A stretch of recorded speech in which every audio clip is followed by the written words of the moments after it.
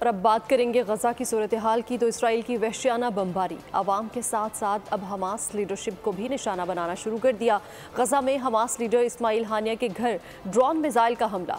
اسماعیل ہانیہ موجود نہ تھے۔ حماس میڈیا کے مطابق اسماعیل ہانیہ کے 2 بیٹے گھر میں مقیم تھے۔ گزشتہ 24 گھنٹوں میں الشفا اسپتال اور القدس اسپتال کے طرف حملے کیے گئے۔ شہید فلسطینیوں کی تعداد 9488 ہو چکی ہے۔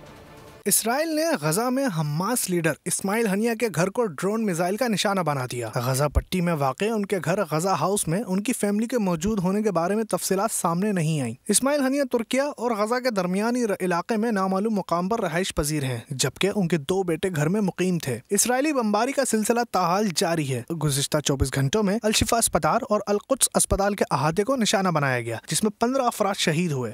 غزہ کے اسکول پر وحشیانہ بمباری میں 20 افراد شہید ہو گئے۔ مغربی غزہ میں النصر، جبالیہ، بیت حنون، الطورا پر بارود برسا دیا گیا۔ شمال میں بیت لحیہ اور غزہ شہر کے الطفح محلے پر بھی بےرحمانہ بمباری کی گئی۔ خان یونس میں گھر پر حملے میں ایک ہی خاندان کے 5 افراد جام شہادت نوش کر گئے۔ مغربی کنارے میں حملوں میں شہادتوں کی مجموعی تعداد 135 ہو گئی۔ اسرائیلی فوجیوں نے نابلس، جنین، بیت الحم اور ہیبرون کو نشانہ بنایا۔ اسرائیلی فوج نے مغربی کنارے میں کارروائی میں 8 افراد کو گرفتار کر لیا۔